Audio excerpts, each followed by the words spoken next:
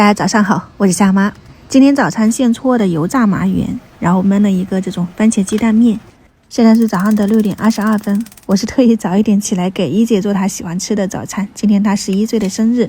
锅里面我是倒了200毫升的清水，加了2勺半的白糖，先开大火把白糖熬融化了，然后你可以看到水冒泡了，基本上就快烧开的那种状态，你就把火关掉，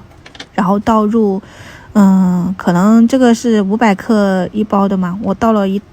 大半啊，可能就300克的糯米粉，用筷子混合均匀，其实就和和面差不多，你就搅拌到没有什么干粉呐，然后又是这种很小的那种面絮状。我还加了一点点泡打粉，没有可以不放，其实作用也没有什么太大的。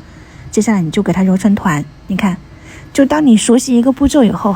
其实也没有是说就一定要记一个比例，基本上这个也算是半烫面的了。你揉的时候它是有点粘手的，我是洗完手以后再去揉，然后倒一点芝麻，你给它每一个做成小一点的这种圆子，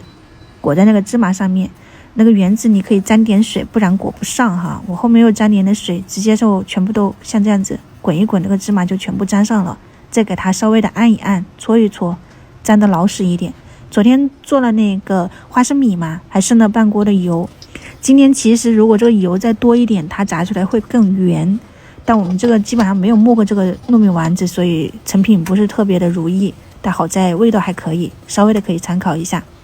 怎么看呢？冷油下锅，然后你就用个这种漏勺给它一边转一边压，轻轻的压基本上是中小火慢慢的炸，全部浮起来代表里面是熟透了。后面的话呢，你就炸到金黄酥脆就可以出锅啦。今天早餐现做的这种很麻圆，不是很圆，但是味道里面也算是空心。如果你们家里面有那个豆沙，你可以包一点进去就那个油一定要多放一点，其他的没有什么要注意的。然后这边我是煎了几个荷包蛋，生日的嘛，一定要吃鸡蛋面，给他们做一个比较喜欢吃的番茄口味，放一点葱姜蒜爆香了以后放一点番茄丁，我还放了一点罐头，味道比较浓郁。调味就是盐、胡椒粉、生抽、蚝油，我还放了一点点13香。搅拌均匀以后加入少量的清水，再把鸡蛋放进去焖一焖，基本上也就差不多了。那边我是烧了一锅开水在那里煮那个新疆的那个拉条子的面条，煮出来是很劲道的。因为我是换了一个面粉，所以就买了一点这种挂面，撒上葱花，可好吃了我是直接连这个锅端上去的，让他们自己去装。然后水果搭配了树莓，看一下这个，就冷了它还是比较脆的，也不会说软塌。你如果想要炸好就多翻面多滚一滚。晚上再见啦，拜拜。